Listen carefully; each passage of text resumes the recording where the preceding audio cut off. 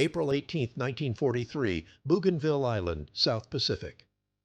The Mitsubishi G4M bomber descended through scattered clouds at 9,500 feet, its twin engines humming with mechanical confidence. Inside, Admiral Yamamoto sat reading dispatches, his white gloves resting on his lap. The architect of Pearl Harbor, the man who had warned his superiors that America was a sleeping giant, was making a routine inspection tour. His itinerary had been transmitted 3 days earlier via the Japanese Navy's most secure cipher system, the one cryptographers in Tokyo assured him was mathematically unbreakable. At precisely 9:34 a.m., 16 P-38 Lightning fighters emerged from the jungle canopy below. Yamamoto had less than 45 seconds to live. He would never know that his death was not the result of random patrol contact or unfortunate timing. He would never know that 12,000 miles away, in a basement room in Pearl Harbor, American cryptanalysts had read his exact flight schedule, departure time, route, altitude, escort details, as clearly as if it had been written in English and delivered to their desks by courier. The Admiral's last thought, as 20mm cannon fire shredded the bomber's fuselage, was likely confusion. Perhaps he wondered about the enemy's remarkable luck. He died without understanding that luck had nothing to do with it. The cipher that could not fall in 1938, Japanese Foreign Ministry officials unveiled their new diplomatic cipher machine with ceremonial pride. They called it 97 Shiki Obun Injiki, the alphabetical typewriter 97, but it would become known to history by another name, Purple. The machine represented the pinnacle of cryptographic engineering, a masterpiece of rotating telephone switches and electrical pathways that could scramble messages into 6,703 down to 97,037,144 possible combinations. Captain Ito Seichi, who oversaw Purple's deployment to Japanese embassies worldwide, once told his subordinates, "This cipher is absolute." The Americans would need to steal the machine itself, and even then, without knowing the daily key settings, they would be reading gibberish for 1,000 years. He was wrong. But his confidence was shared by every officer in the Imperial Japanese Navy and Army, by diplomats in Berlin and Rome, by intelligence chiefs who staked their reputations on the invulnerability of their communications. This confidence would prove to be one of the most catastrophic miscalculations in military history. 6,000 miles east, in a sweltering office building in Washington, D.C., a team of mathematicians and linguists were already reading Purple traffic with near-perfect clarity. They had cracked it in 1940, without ever seeing the machine, through pure cryptanalysis, brute force intellect, and months of sleepless nights. The Americans had even built their own Purple analog machines to decrypt messages faster. The operation was codenamed Magic, and it was invisible. The German certainty. The confidence was even more profound in Berlin. The Enigma machine, with its 3 rotating wheels, reflector, and plugboard, creating 158 to 962 and 550 217,826, 360,000 possible settings per message, was not merely considered secure, it was considered theoretically impossible to break. German military cryptographers had calculated that even if an enemy captured an Enigma machine intact, attempting every possible rotor position would require machines working for decades. Admiral Karl Dönitz, commander of the U-boat fleet, transmitted hundreds of operational orders daily via Enigma, coordinating Wolfpack attacks across the Atlantic with meticulous precision. His messages contained convoy routes, patrol coordinates, refueling schedules, tactical adjustments. He never varied his procedure. Why would he? The system was perfect. In March 1943, Dönitz stood in his headquarters reviewing charts of the latest convoy battle. His U-boats had sunk 19 Allied ships in a single week. A massacre. But something troubled him. Increasingly, Allied convoys were executing radical course changes just hours before his wolf packs could intercept them. Supply ships would zig when they should zag. Escorts would appear in supposedly empty waters. "It's as if they know our positions before we even report them," his chief of staff muttered. Dönitz dismissed the concern with a wave. "Impossible. Our cipher is unbreakable. They must have improved their radar or direction-finding equipment, nothing more. But 800 miles away, in a Victorian mansion at Bletchley Park, England, hundreds of analysts were reading every word Dönitz transmitted. They called their operation Ultra. British intelligence passed sanitized versions to Allied convoy commanders, always careful to disguise the source. Ships would accidentally spot U-boats through lucky air patrols. Course changes would be attributed to weather concerns or routine precautions. The deception was maintained with fanatical discipline. Better to let a convoy suffer some losses than reveal that Enigma was compromised. The secret was too valuable to risk. The mathematics of disbelief. What the Axis powers failed to understand was that American and British codebreakers had achieved something unprecedented in the history of warfare. They had industrialized cryptanalysis. This wasn't about lone geniuses having inspirational breakthroughs. This was systematic, mechanized assembly line decryption. At Arlington Hall Station in Virginia, 7,000 people worked in shifts around the clock, processing Japanese military codes. They had banks of IBM tabulating machines that could test thousands of cipher keys per hour. They had linguists who could recognize the subtle patterns in Japanese military prose, the way certain officers phrased commands, the bureaucratic formulas that began weather reports, the honorifics that indicated rank. William Friedman, the cryptanalyst who led the assault on Purple, suffered a nervous breakdown from the stress of the work in 1941. But even as he recovered in a psychiatric hospital, his teams continued their relentless progress. They developed techniques that wouldn't be formally recognized by academic mathematics for another 30 years. They invented concepts that would become foundations of modern computer science. The Japanese and Germans, meanwhile, maintained their cipher security through secrecy and complexity, never imagining that the fundamental mathematics of their systems contained exploitable weaknesses. Enigma's reflector, the component that allowed the same machine to both encrypt and decrypt, created a fatal flaw. No letter could ever be enciphered as itself. This single quirk reduced the key space by orders of magnitude. Purple's reliance on telephone switches created predictable electrical pathways. The Japanese diplomatic preambles, always the same polite formulas, gave cryptanalysts known plain text to work backward from. Every "I have the honor to inform your excellency" was a mathematical handhold, a toehold into the cipher's heart. But knowledge of these vulnerabilities was worthless without the resources to exploit them. The Allies had those resources. The Axis did not. Strategic Midway, the perfect ambush. On May 25, 1942, Japanese carriers Akagi, Kaga, Soryu, and Hiryu steamed eastward toward Midway Atoll, accompanied by a battle fleet of over 200 ships. Admiral Chuichi Nagumo stood on Akagi's bridge, confident in the element of surprise.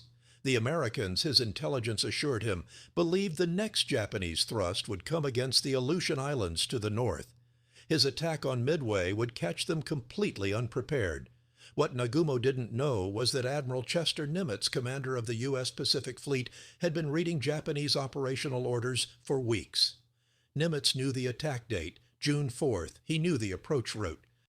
He knew the expected force composition down to individual ship names. He had even orchestrated a clever test. American cryptanalysts weren't quite certain whether the Japanese designation AF referred to Midway or another target. So they had Midway send an uncoded message reporting that their water desalination plant had broken down. Within days, Magic intercepted a Japanese message reporting that AF was short of fresh water. Confirmation. Certainty. Trap. When Nagumo's scout planes searched the seas northeast of Midway on the morning of June 4th, they found nothing. No American carriers. The ocean was empty. Nagumo ordered his aircraft to rearm for a second strike against Midway's shore installation, switching their anti-ship torpedoes for land attack bombs. His crews worked frantically in the carrier's hangars, bombs and torpedoes scattered across the decks. Then, at 10:20 a.m., the shout from the lookout. Enemy dive bombers. In 3 minutes, 3 Japanese carriers were transformed into blazing wrecks. Akagi's flight deck erupted in a fountain of fire as armed aircraft, fuel lines, and exposed ordnance detonated in a chain reaction of destruction. Kaga and Soryu suffered similar fates. Hiryu would last until evening before succumbing to American attacks. Nagumo stood on Akagi's blazing bridge, his face frozen in disbelief. He had walked into an ambush he never saw coming. Even as sailors pulled him toward a rescue boat, even as his flagship settled beneath the waves, he could not comprehend how the Americans had been in exactly the right place at exactly the right time. The mathematics were too perfect to be luck. But his mind refused to make the leap. The cipher could not be broken. That was impossible. This was what? American resourcefulness? Divine intervention? Random fortune? He would never know the truth. Neither would most of his countrymen.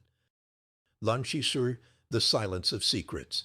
The strangest aspect of the Allied code-breaking triumph was its completeness of concealment. For years, through battles won and lost, invasions planned and executed, peace negotiations and surrenders, the secret held. Even as Germany collapsed and Japan burned, even as Axis commanders reviewed their defeats in prison camps and post-war investigations, the full scope of Allied code-breaking remained hidden. Winston Churchill called Ultra the secret weapon that won the war, but said it only in private to trusted advisors. The British government would not officially acknowledge Bletchley Park's existence until 1974. The Americans were slightly more forthcoming, releasing some details of magic in 1946, but always with careful omissions and sanitized explanations. Why the obsessive secrecy after victory? Because the British and Americans were still using modified versions of the same techniques against Soviet codes. Because revealing the full story would expose vulnerabilities in the mathematical principles underlying all cipher systems. Because some secrets once learned must be guarded not just against current enemies but against future ones. In 1946, during war crimes trials in Nuremberg, German Admiral Karl Dönitz testified about U-boat operations. He spoke of British technological superiority in radar and sonar. He mentioned bad luck and Allied material advantages.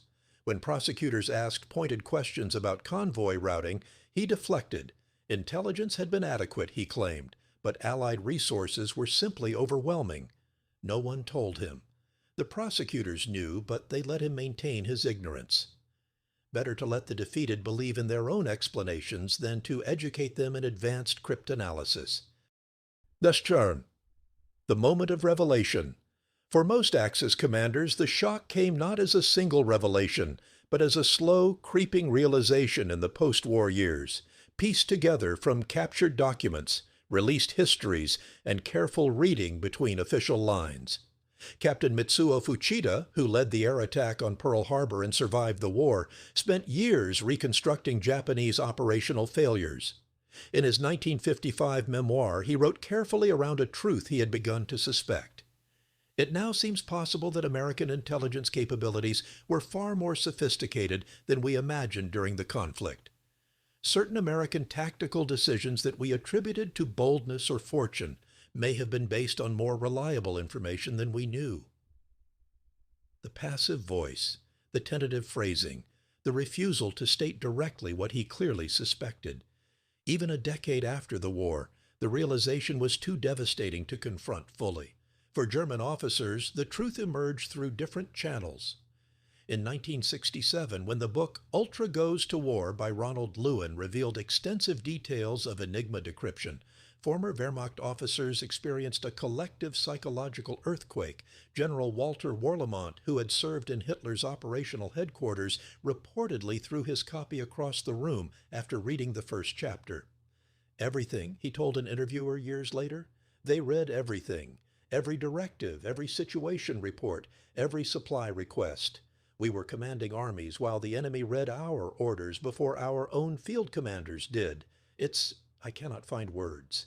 It explains so much, too much. The bitterness in his voice was not about defeat. Defeat was long accepted.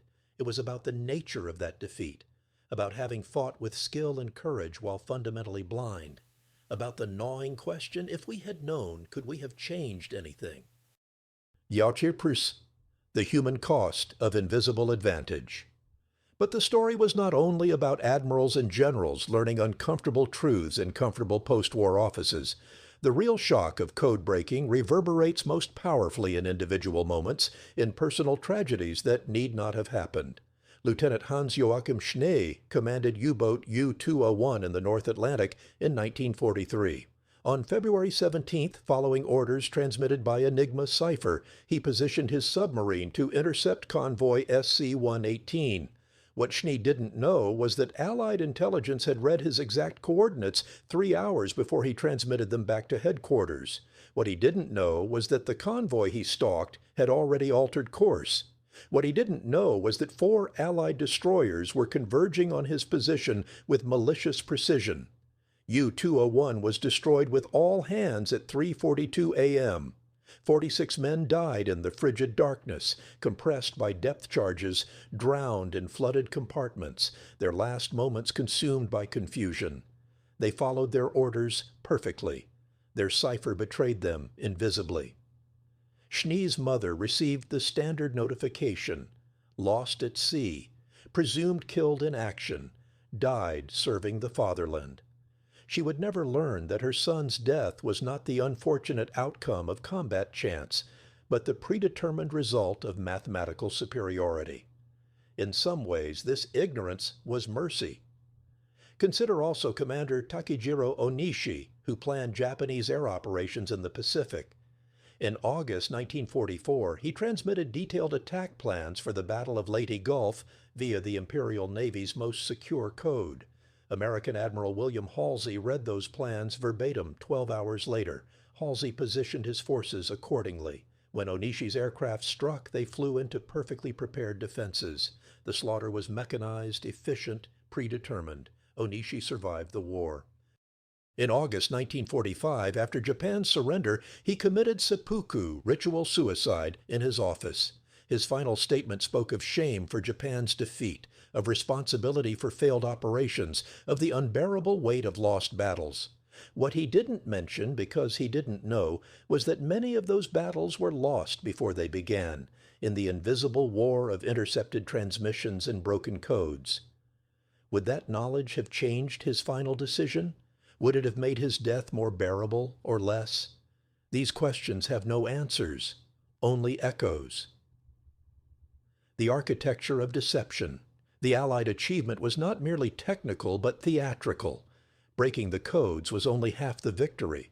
Concealing that breakthrough was equally critical. The Germans and Japanese had to continue using compromised ciphers without suspicion. This required elaborate deception. British intelligence developed the double-cross system, using captured German spies to feed false information back to Berlin. But they had to be extraordinarily careful. If the false intelligence contradicted what German commanders could verify independently, the entire operation would collapse. If British forces won too consistently, if they always seemed to know enemy positions, suspicion would naturally arise. So they deliberately lost battles. They allowed U-boats to sink convoys when the alternative would be revealing Ultra's existence. They permitted German bombers to strike British cities when intercepting them would require unexplainable foreknowledge. Officers made these decisions in quiet rooms, weighing lives against strategic necessity, knowing they could never explain their reasoning to the families of the dead. In the Pacific, similar calculations occurred daily. Commander Edwin Layton, Nimitz's intelligence chief, once intercepted Japanese plans for a major air raid on Allied positions in New Guinea. He could have warned the garrison with time to spare. Instead, he sent a routine reconnaissance patrol that happened to spot the incoming aircraft just late enough that Allied losses would seem plausible, but early enough to prevent complete catastrophe. 37 men died who might have been saved. Layton attended some of their memorial services. He shook hands with their commanders, accepted their praise for the lucky reconnaissance patrol. He carried those deaths for the rest of his life, justified by a secret he couldn't share. The Germans and Japanese, meanwhile, continued trusting their ciphers. When suspicions arose, they were systematically dismissed. In 1943, after a particularly improbable series of Allied convoy routings, German naval intelligence conducted an extensive investigation of Enigma security. Their conclusion: the system remained secure. Allied successes must be attributed to improved radar, direction-finding equipment, perhaps a high-level spy in the operational staff, but certainly not cipher compromise. They checked everything except the one thing they believed impossible. Yamamoto's ghost return, now to Admiral Yamamoto, falling through the sky above Bougainville in April 1943. His death became a watershed moment, though not for the reasons commonly understood. The tactical success, eliminating Japan's finest naval strategist, was significant. But the psychological impact cut deeper. American commanders debated furiously whether to execute the interception. The risk was obvious. Shooting down Yamamoto based on precise schedule information might alert the Japanese that their codes were compromised. Some argued for letting him live to protect magic. Others maintained that the strategic value of killing him outweighed the risk. Admiral Nimitz made the final decision: proceed, but do it with maximum ambiguity. Make it look like a routine patrol interception or a radar contact. The Americans even allowed one of Yamamoto's two bombers to escape, enhancing the appearance of chance encounter rather than planned ambush. The deception worked. Japanese investigators concluded that American patrol aircraft had encountered the Admiral's flight by accident. Unfortunate, but explicable. Some suspected a security leak in the Solomons garrison where Yamamoto's schedule had been shared, but this line of inquiry led nowhere. The cipher itself remained above suspicion. What haunted American intelligence officers afterward was how close they'd come to exposure. If the Japanese had asked slightly different questions, if their investigation had been more thorough, if they'd noticed that American fighters arrived at the exact second Yamamoto's bombers would be most vulnerable, the entire edifice of Magic and Ultra might have collapsed. Captain Thomas Dyer, one of the cryptanalysts who broke the Yamamoto message, later wrote, "We held our breath for weeks afterward, waiting for the Japanese to change their codes. Every day that passed without a change felt like borrowed time. When they continued using the same systems, we couldn't decide whether to be relieved or appalled at their misplaced confidence." The technological blindness. Why did the Axis powers remain so confident in their cipher security, despite mounting evidence of Allied foreknowledge? The answer lies in a profound failure of imagination, compounded by institutional rigidity and the psychological difficulty of accepting fundamental vulnerability. German and Japanese cryptographers understood mathematics. They understood probability. They could calculate key space complexity and brute force attack timescales. What they couldn't imagine was the Allied approach: industrial-scale cryptanalysis powered by primitive computing machines and unprecedented intellectual resources. The Bletchley Park bomb machines, designed by Alan Turing and Gordon Welchman, weren't computers in the modern sense. They were electromechanical devices that could test thousands of Enigma settings per hour by exploiting known German message patterns. Each bomba weighed a ton and sounded like a battery of mechanical demons when operating at full speed. By 1944, Bletchley Park operated 200 Lun of these machines simultaneously. The Germans knew that such machines were theoretically possible. What they didn't grasp was the scale of the Allied commitment. They imagined perhaps a few experimental devices, academic curiosities. They couldn't conceive of 211 bombs working around the clock, fed by shift after shift of operators, analyzing thousands of messages daily. Similarly, the Japanese understood that cryptanalysis required knowing the structure of Purple's telephone switches. They assumed this knowledge could only come from stealing an intact machine.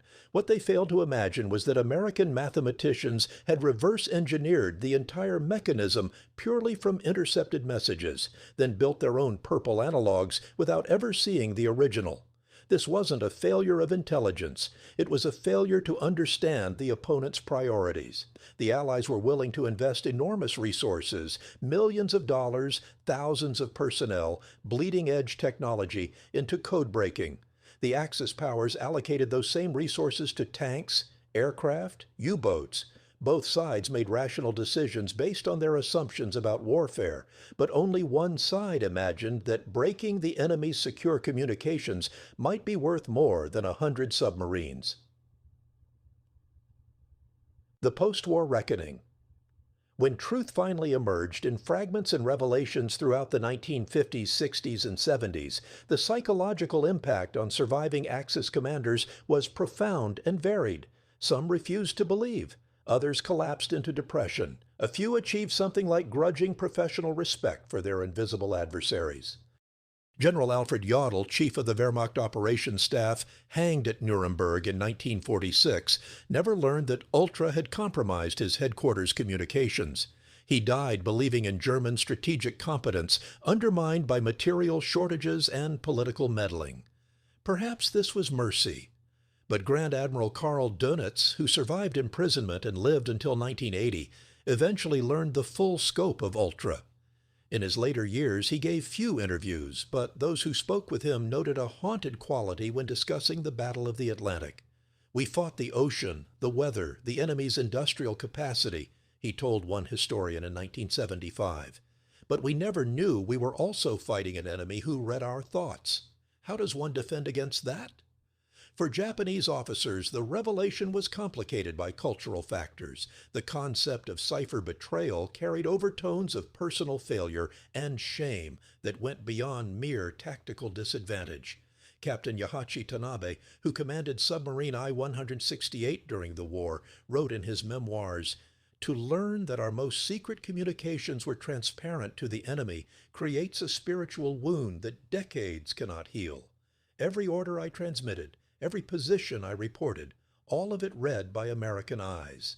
I commanded my boat in darkness while believing I communicated in light."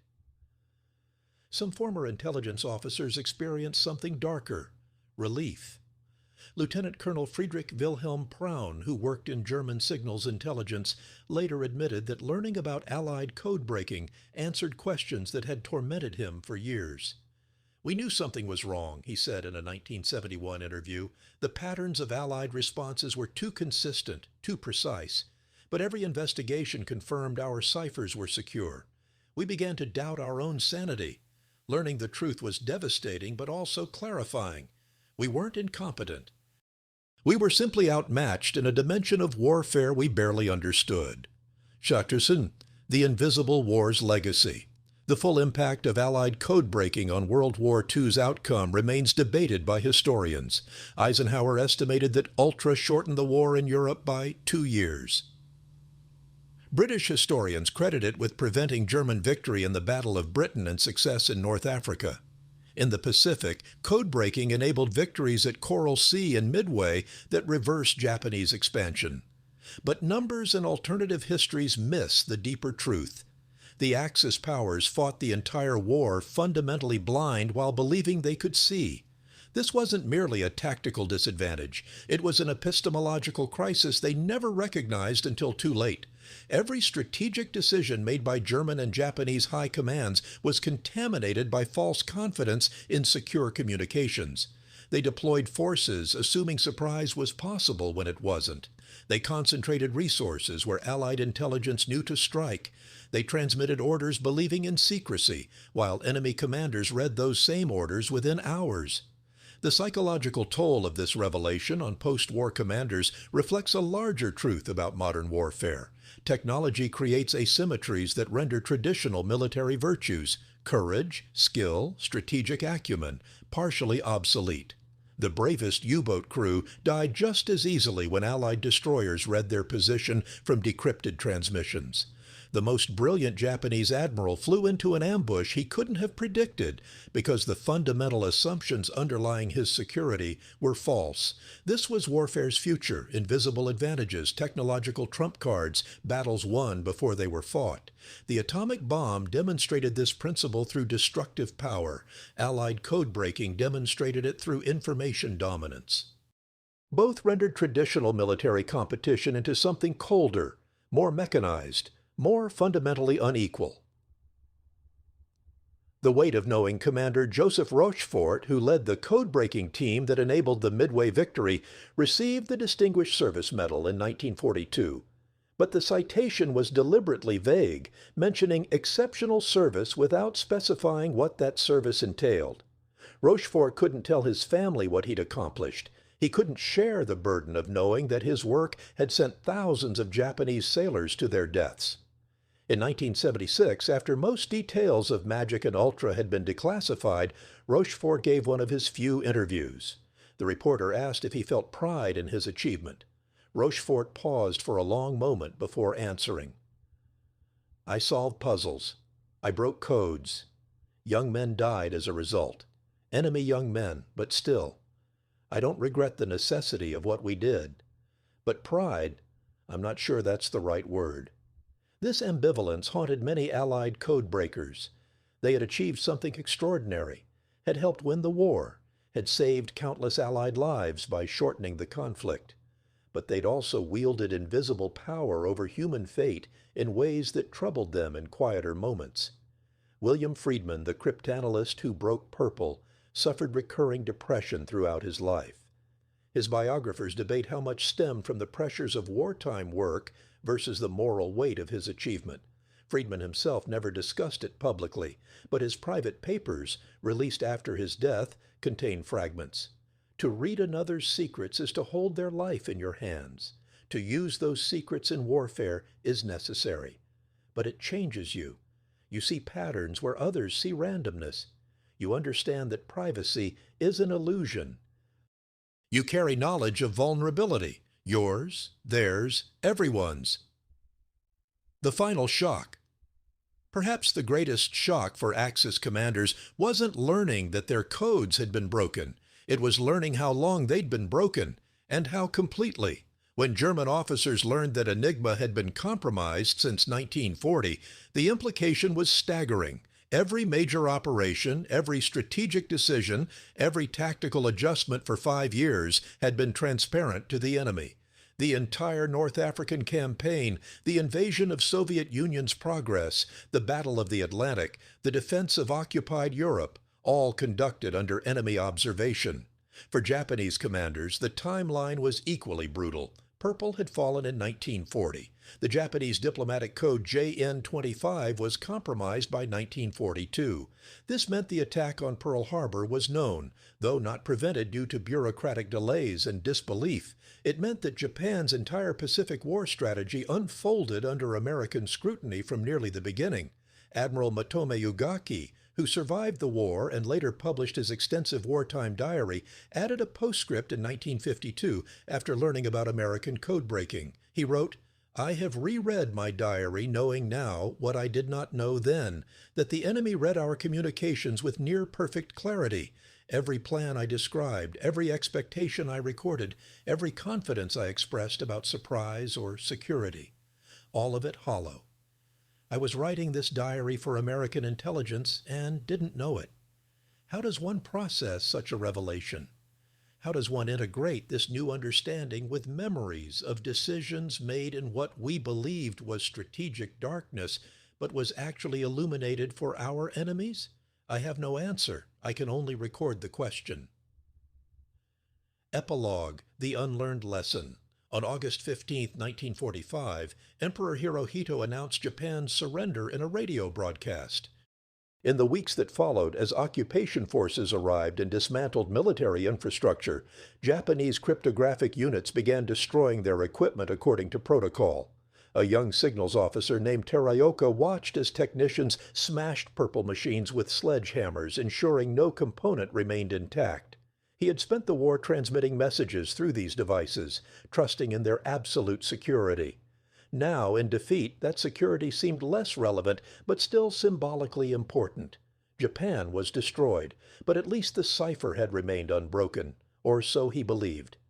2 months later, during processing of Japanese military personnel, an American intelligence officer casually mentioned to Teraoka that the Allies had been reading Japanese communications for quite some time. The officer's tone was conversational, almost offhand, as if discussing weather or food rations. Teraoka's English was limited, but he understood enough. "How long?" he asked. "Years," the American replied with a shrug. "Since 40-41, maybe earlier for some systems." Teraoka stood motionless, processing this information. Years. The Americans had been reading Japanese secrets since before Pearl Harbor. Every message he'd transmitted, every order he'd received, every communication he'd protected with elaborate procedures and security consciousness, all transparent, all meaningless. But he started, then stopped. What question could he ask? How was it possible? Why weren't we told? What difference would it have made? The American officer had already moved on to the next interview. Teraoka was dismissed with a form to fill out, a stamped card granting occupation period employment. He walked into the Tokyo sunlight, carrying knowledge that would reshape his understanding of the entire war. That evening, he didn't tell his wife. He didn't know how. The defeat of Japanese forces, the destruction of cities, the loss of empire, these were comprehensible tragedies, vast but explicable. But this was different. This was finding out you'd been fighting with your eyes closed while believing you could see perfectly. He would carry this knowledge quietly for the rest of his life, one of thousands of Axis personnel experiencing the same silent shock of revelation. The war had ended. But for them, a different kind of defeat was just beginning, the defeat of understanding that they had never truly understood the nature of the conflict they'd fought. The cipher machines were destroyed, but the humiliation of their failure would persist, an invisible wound that no ceremony could acknowledge or heal. The final casualty of the code-breaking war was not measured in ships sunk or battles won. It was measured in the collapse of confidence, the shattering of certainty, the permanent knowledge that technological superiority could render courage and skill irrelevant. The Axis commanders who learned the truth experienced a unique form of defeat, discovering not that they had lost, but that they had been losing all along without knowing it, fighting a war they could never have won because they never truly understood the battlefield.